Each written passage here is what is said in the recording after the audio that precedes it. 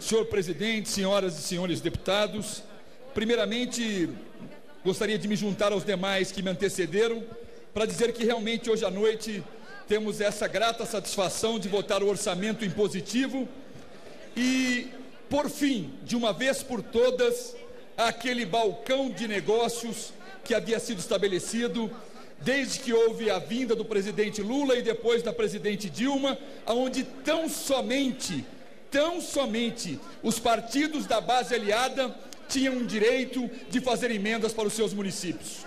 Eu queria lembrar aqui aos nobres parlamentares que temos sim a função de legislar, temos sim a função de fiscalizar, mas é também nossa função fazer com que o governo federal volte seus olhos para os municípios que estão na região, que acreditaram e depositaram seu voto de confiança em cada um dos parlamentares que aqui estão. E havia um jogo que não era um jogo equilibrado, não era um jogo limpo. Aqueles que estavam ao lado da presidente Dilma apresentavam suas emendas, favorecendo os municípios que necessitavam das suas regiões. Aqueles que estavam na oposição tinham suprimido esse direito de apresentar emendas, fazendo com que o governo federal voltasse seus olhos para aquele município que mais precisava. Hoje se repara um erro e aqui quero fazer um cumprimento especial ao ex-presidente, sempre presidente, Henrique Alves, que quando levantou esta bandeira, muitos duvidaram. Alguns disseram, talvez é uma bandeira de candidato a presidente desta casa, mas não. Ele levou adiante, seguiu em frente e hoje estamos aqui, como que gerando uma independência por completo da antiga subserviência que existia do Legislativo para com o Executivo. Esse é o primeiro ponto e, portanto, faço esse registro. O segundo ponto, eu não poderia deixar, senhor presidente, de abordar temas que foram ditos aqui pelo líder do governo. Ele, talvez em tom até de desespero, e eu compreendo o desespero do PT de hoje, compreendo perfeitamente, chegou a insinuar que a situação do PT é idêntica à do PSDB, partidos que também se envolveram com escândalos de corrupção, e esse fato não é verdade, senhor presidente. Primeiro, um registro também óbvio. PSDB não tem ninguém preso. PSDB não tem ninguém do partido, ou do comando do partido, ou parlamentar, ou ministro que tenha sido preso por envolver-se em escândalos de corrupção. O PT tem, do Mensalão. O Mensalão era uma marca do PT. O PT, que muitos diziam outrora que era o partido da ética, ficou taxado como sendo o partido do Mensalão. Mas o partido do Mensalão, este governo da presidente Dilma, sempre inova. Inovou ao ver na Petrobras aquele sentimento de cobiça, percebeu, está aqui um caminho fértil para retomarmos o Mensalão, mas no formato de quadrilha, com uma divisão sistemática, organizada, planejada. Este partido leva 1%, este leva 2%, e o PT, como de costume, levava mais.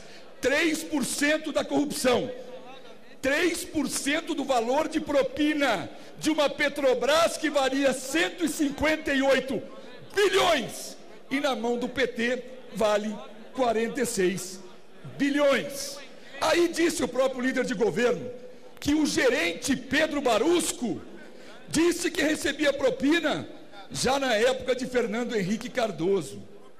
Nós não temos nenhum problema em assinar o tal aditamento, líder de governo.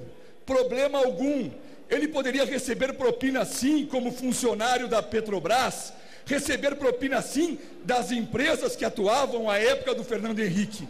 Não tem nada a ver com o sistema descoberto pelo Ministério Público e pela Polícia Federal. Com vocês a história é outra. Vocês instalaram diretores que faziam parte da quadrilha, que tinham seus agentes, os seus braços e percentual definido. O PT incluiu a Petrobras na corrupção e incluiu a Petrobras no rol de cooptação de votos. Isso precisa ficar registrado, porque quando o líder de governo diz aqui que o Pedro Barusco disse que começava nos anos 90 a corrupção, e ele tem que ter ouvido aqui, ele tem que ser ouvido aqui. Eu lembro ao líder do governo que o Pedro Barusco foi quem disse a semana passada que o PT em 10 anos recebeu mais de 200 milhões de reais da corrupção, 200 milhões de dólares da corrupção. Vejam, se nós vamos dar credibilidade ao Pedro Barusco, e ele merece essa credibilidade, fica aqui um compromisso público. Vamos sim ouvi-lo e investigar desde 97, mas queremos os detalhes dos 200 milhões de dólares que foram para a conta do Partido dos Trabalhadores. Queremos cada um desses centavos definido por este mesmo Pedro Barusco, que hoje aqui recebeu um voto de crédito do líder de governo. Senhores, não comparemos o incomparável. O PT foi o partido do mensalão, hoje é o partido do petrolão, e amanhã já está se tornando, para não dizer hoje também, o partido da mentira, do engodo. A presidente Dilma induziu a erro milhares de brasileiros. A sua queda na pesquisa é porque ela mentiu, porque ela não sabe governar, porque não tem capacidade de gestão. E alguns me dizem que impeachment é golpe da oposição. Impeachment é preceito constitucional, e se tiverem previstas as condições, como aparenta que de fato presentes estão, haverá sim o impeachment dela, se continuar nesta trilha da corrupção, da improbidade e do descaminho. Ninguém tem que ter receio de falar em impeachment nessa casa. Impeachment é termo constitucional para preservar o Brasil do mau gestor, do improbo, do corrupto. E por que não? Alguém duvida hoje que a presidente Dilma tem a pecha de corrupta, a pecha de mentirosa, que o seu governo causou prejuízos ao Brasil? Aquilo que é notório não precisa ser provado. O que eu digo do PT é notório. O que o PT tenta dizer sobre nós são farpas sem menor fundamento. Aliás, vou dar um exemplo ao líder do governo. Tivemos 3 parlamentares referidos no escândalo do metrô. Como é que foi a denúncia contra 3 parlamentares, 2 do PSDB e 1 do DEM, presidente Henrique Alves? A denúncia foi assim: um deputado do PT de São Paulo pegou um documento apócrifo, foi na casa do ministro José Eduardo Cardoso e disse: olha, tem denúncia aqui apócrifa, sem assinatura, contra 3 parlamentares. O ministro José Cardoso veio para Brasília, pediu a um delegado dele que instaurasse um inquérito contra esses 3. Um foi arquivado em setembro do ano passado. Os outros 2 hoje, não é que o Supremo Tribunal Federal absolveu. O Supremo Tribunal Federal disse que o Procurador-Geral da República não tem o direito de investigá-los. Rodrigo Garcia e José Aníbal. O Supremo disse em alto e bom som: não tem elementos para investigação. Contra o PT não, nós tivemos elementos para condenação e a prisão. Não me façam retornar nessa tribuna. Eu peço ao líder de governo encarecidamente, cada vez que vocês compararem, vocês me dão a oportunidade de vir aqui e dizer o que vocês representam e o que nós representamos. Quem são vocês e quem somos nós? Nós temos clareza do nosso proceder, sabemos quem somos, não defendemos os indefensáveis, não agimos com hipocrisia.